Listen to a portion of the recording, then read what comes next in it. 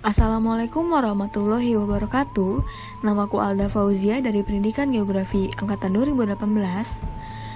Tugas ini untuk memenuhi tugas mitigasi bencana Prodi Pendidikan Geografi Fakultas Pendidikan Ilmu Pengetahuan Sosial dari Universitas Pendidikan Indonesia tahun 2020.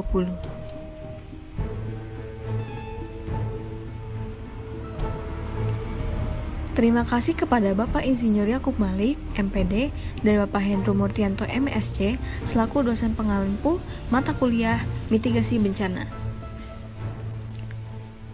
Sudah siap menonton? Selamat menyaksikan.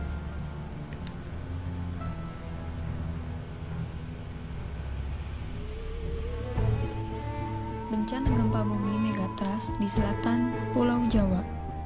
Pernahkah kalian mendengar gempa bumi dan megatrust? Gempa bumi adalah getaran atau guncangan yang terjadi di permukaan bumi yang disebabkan oleh tumbukan antar lempeng bumi, patahan aktif, aktivitas gunung api, atau runtuhan batuan. Nah, gempa bumi ini terjadi akibat pelepasan energi yang menyebabkan dislokasi atau pergeseran pada bagian dalam bumi secara tiba-tiba.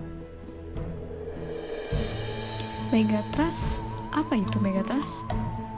Megatrust adalah zona atau wilayah yang terdiri dari jalur subduksi yang sangat panjang tapi relatif dangkal. Wilayah Indonesia secara spasio-temporal terletak di pertemuan tiga lempeng tektonik, yaitu Eurasia, Hindia Australia, dan Pasifik. Subduksi adalah zona yang merupakan batas dari pergerakan lempeng yang saling mendekat. Ketika lempeng bergerak saling mendekat atau konvergen, menimbulkan tumbukan sehingga mengakibatkan salah satu lempeng naik ke atas. Nah, zona subduksi ini adalah zona yang ketika menjadi panjang itu menjadi zona megatrust, dan ini yang menjadi sumber gempanya. Jika terjadi gempa, maka lempeng yang di atas itu akan terus terdorong naik ke atas sehingga disebutlah thrusting. Jadi muncullah istilah megatrust yang artinya mega, besar, trust artinya dorongan. Kepala BMKG Bandung Daryono mengatakan bahwa zona megatrust sebenarnya sekedar istilah untuk menyebutkan sumber gempa tumbukan lempeng di kedalaman dangkal.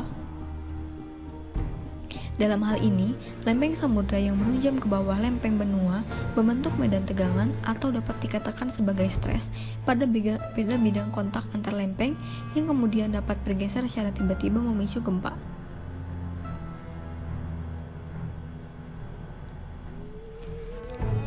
Kenapa berbahaya dan harus dikaji? Karena berdasarkan hasil penelitian Implication for Megatrust Earthquake and Tsunamis for Seismic Gap South of Java, Indonesia, gempa akibat megatrust ini diprediksi dapat menyebabkan bencana susulan tsunami dengan ketinggian 12 sampai 20 meter di pantai selatan, Jawa Barat, dan Jawa Timur, dengan masing-masing ketinggian maksimum rata-rata 4,5 meter di sepanjang seluruh pantai selatan Jawa. Sehingga dapat dipastikan jika ada mitigasi bencana sejak dini, akan banyak sekali korban jiwa dan kerugian yang masyarakat rasakan. Relokasi gempa bumi yang dicatat oleh BMKG di Indonesia dan inventasi data GPS mengungkapkan kesenjangan seismik yang jelas di selatan Pulau Jawa. Kesenjangan ini yang mungkin terkait dengan sumber potensial gempa megatrust di masa depan di wilayah tersebut. BMKG menyebutkan bahwa zona megatrust berada di zona subduksi aktif. Pertama adalah zona subduksi Sunda yang mencakup Sumatera, Jawa, Bali, Lombok, dan Sumba. Kemudian kedua adalah zona subduksi Banda.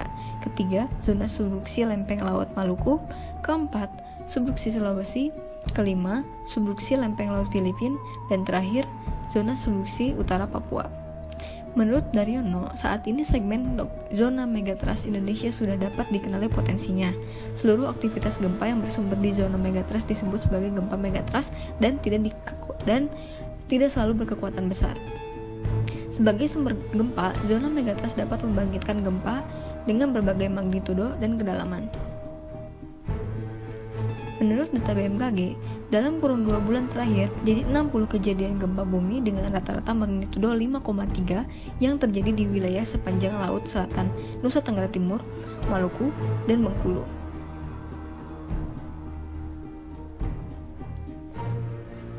Dampak langsung yang dapat dirasakan adalah bergeraknya tanah akibat gempa, terutama gelombang permukaan di lapisan-lapisan batuan di permukaan dan regolit. Goncangannya dapat merusak bahkan menghancurkan bangunan. Bila permukaan tanah tersesarkan, bangunan terbelah, jalan terputus, dan segala sesuatu yang dilalui di atasnya akan terbelah. Lalu dampak tidak langsungnya adalah goncangan menumpahkan kompor, mematahkan saluran gas, memutuskan kabel listrik sehingga terjadi kebakaran. Pipa saluran hidran juga patah sehingga pemadam kebakaran tidak berfungsi. Namun karena gempa megatrust ini tidak dapat diprediksi kapan dan di mana akan terjadi, kita harus siap siaga sejak dini sehingga dapat mengurangi risiko bencana yang akan terjadi. Adapun hal yang dapat kita lakukan adalah: pertama, selalu memantau informasi dari pihak berwajib seperti BMKG. Kedua, tidak menyimpan barang berat di daerah yang tinggi seperti di atas lemari.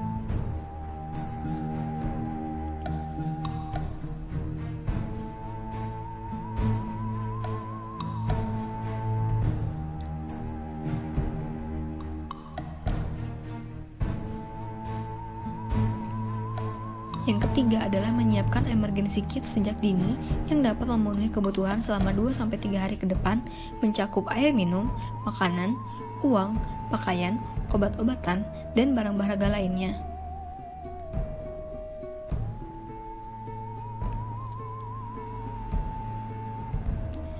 Dan terakhir adalah melakukan edukasi mengenai mitigasi bencana di daerah yang rawan bencana.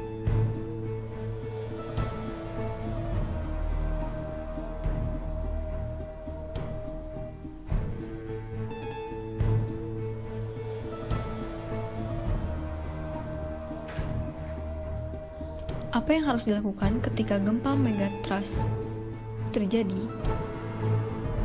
Pertama adalah berlindung di bawah meja, tempat tidur, atau benda lainnya.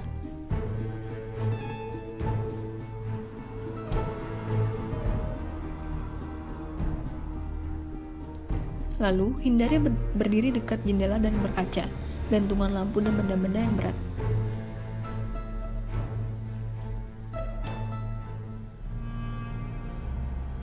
Matikan segera aliran listrik, cabut tabung gas guna menghindari terjadinya kebakaran. Lalu segera keluar rumah, jauhi bangunan bertingkat, tiang listrik, tebing terjal, dan lalu segera cari tanah lapang jika pergi ke daratan yang lebih tinggi.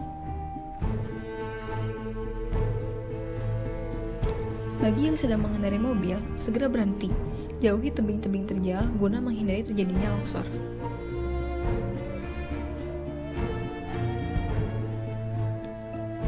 Terima kasih sudah menonton.